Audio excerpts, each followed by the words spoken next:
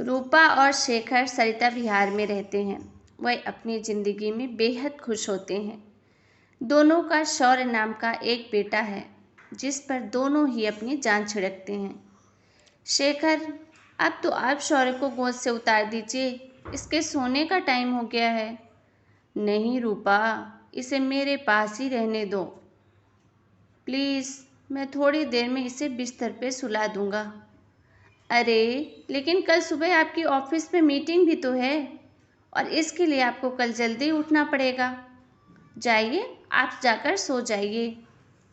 क्या यार, अभी तो मेरी गोद में आया था और तुम उसे लेकर जा रही हो।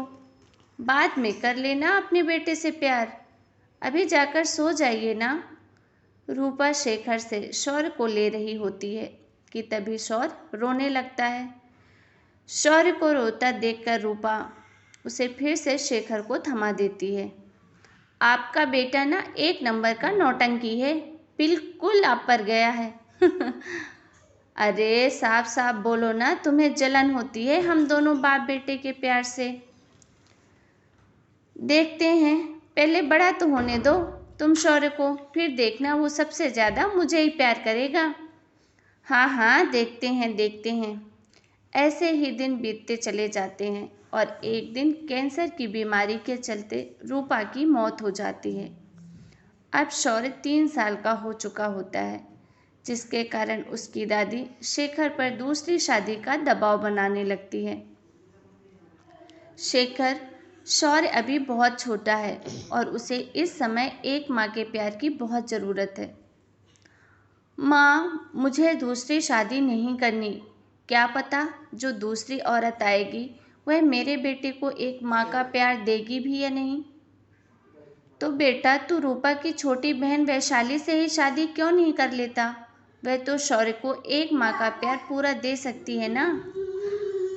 माँ, मैंने कहा ना मुझे दूसरी शादी नहीं करनी, और अपनी पत्नी की बहन से तो हरगिज़ नहीं।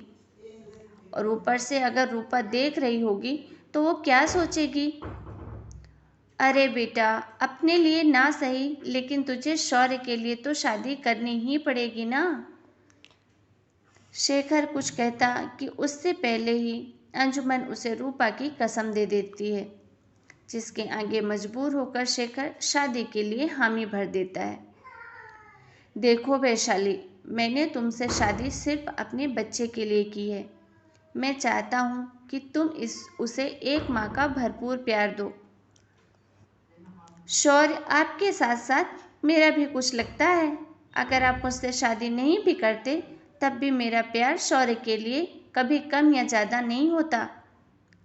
शादी के कुछ दिनों बाद ही शेखर की माँ की मौत भी हो जाती है। वैशाली शौर्य को एक माँ से भी बढ़कर प्यार देती है। शौर्य को लेकर वैशाली का यूं निस्वार्थ प्यार देखकर शेखर को भी उससे प्यार हो जाता है। और कुछ सालों के बाद शेखर और वैशाली का भी एक लड़का हो जाता है, और जिसका नाम होता है आदित्य। लेकिन इसके बाद वैशाली का शौर्य को लेकर बर्ताव बदलने लगता है। वैशाली, मैं देख रहा हूँ तुम आजकल शौर्य पर जरा भी ध्यान नहीं रख रही हो। मुझे पता नहीं था कि आदित्य के होने के बाद तुम इतना बदल जाओगी। अरे आदित्य मेरा अपना सगा खून है और शौर्य दीदी का, फिर मैं दोनों में अंतर कैसे नहीं करूं? अरे तो माँ भले ही दोनों की अलग अलग है, लेकिन पिता तो एक ही है ना।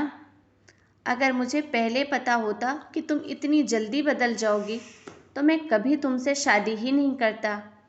हाँ हाँ, तो किसने कहा था मुझसे शादी करने के लिए?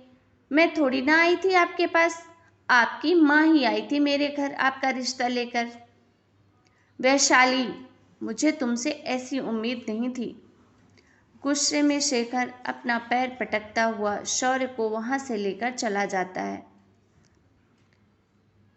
बच्चा शौर्य बोलता है, पापा पापा, क्या मम्मा मुझसे प्यार नहीं करती?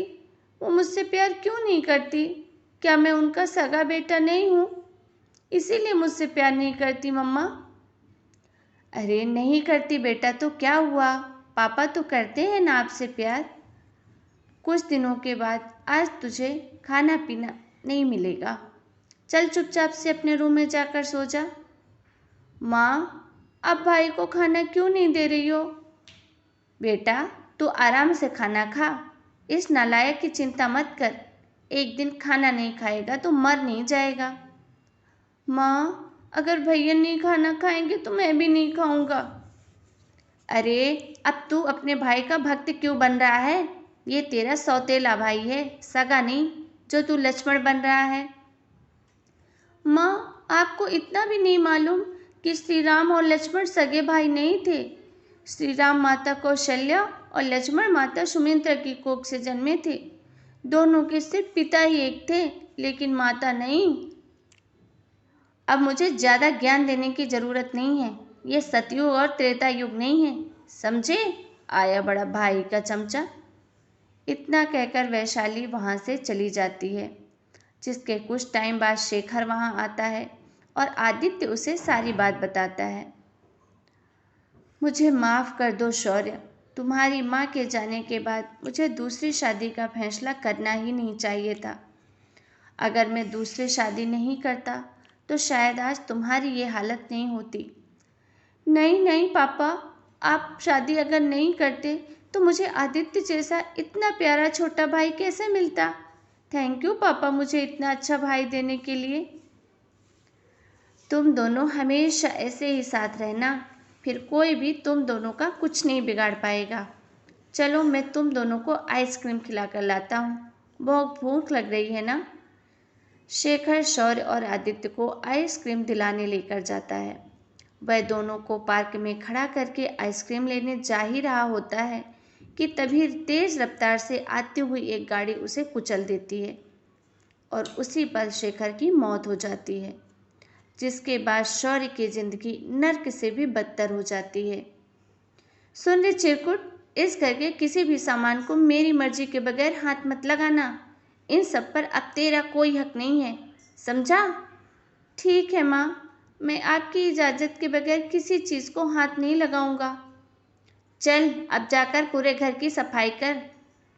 महज 7 साल का शौर्य वैशाली के कहने पर अपने नन्हे नन्हे हाथों से पूरे घर की सफाई करने लगता है।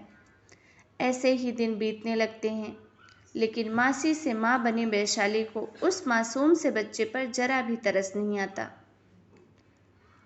क्यों शौर्य, ये घर में इतनी गंदगी कैसे हो रही है? ढंग से सफाई नहीं की क्या तूने? माँ, मैंने तो अच्छे से सफाई की थी, लेकिन आदित्य बार बार इधर उधर चलकर गंदा कर देता है। अच्छा, तो खुद से एक काम ढंग से नहीं होता और अपनी गलतियों का जिम्मेदार मेरे बेटे को ठहरा रहा है। और इतना कहकर वैशाली बांस का डंडा उठाकर शौर्य को जोर जोर से मारने लगती है। तभी वहाँ वैशाली के मायके वाले भी आ जाते हैं और उसकी सारी करतूत देख लेते हैं। माँ, मैं ऐसा क्या करूँ जिससे आप मुझे भी आदित्य के जितना प्यार करोगी? बोलो ना माँ, मेरे क्या करने से आपके अंदर मेरे लिए भी ममता जाग जाएगी? वैशाली शौर्य की एक नहीं सुनती है, उसके ऊपर डंडे बरसाती जाती है। हद होते देख वैशाली की माँ उसका हाथ पकड़ लेती है और जोर से उसे थप्पड़ मारती है। अरे, यही सब करने के लिए तूने दामाद जी से शादी की थी? हमने तो सपने में भी तुझसे ऐसी हरकत की उम्मीद नहीं की थी। तू माँ नहीं, माँ के नाम पर एक धब्बा है, धब्बा। अरे बस कीजिए माँ, आदित्य की इस दुनिया में आने से पहले मैंने इसे बहुत प्यार किया था, लेकिन अब जब मेरी खुद की औलाद है तो मैं किसी और के बच्चे से क्यों प्यार करूं? अरे नालायक औरत, जिसे तू किसी और का बच्चा कह रही है ना, वो तेरी खुद की सगी बहन का बच्चा है, भूल गई क्या? अरे तो बहन है तो क्या हुआ, मेरे अपने बच्चे से बढ़कर तो नहीं हो सकता ना ये। अगर यही बात थी तो तूने हमें पहले बता देती, हम शौर्य को अपने पास ही रख लेते। उसे इस तरह से प्रताड़ित करने की क्या ज़रूरत थी? अच्छा, अगर आपको लेकर जाना है तो लेके जाइए ना, इसे रोक कौन रहा है? मैं तो कभी नहीं रोकूंगी। और इसका बाप तो पहले ही चला बस्सा है मेरे ऊपर छोड़कर इसे। तभी शौर्य कहता है, नहीं नहीं माँ, मुझे कहीं नहीं जाना, मुझे आपके साथ ही रहना है। अरे मैं तेरी कोई माँ वाँ नहीं हूँ, तेरी माँ मर चुकी है, समझा? अब निकल जा मेरे घर से। माँ आप बहुत गंदी हो, मुझे भी नहीं रहना आपके साथ, मैं भी भाई के साथ ही जाऊँगा।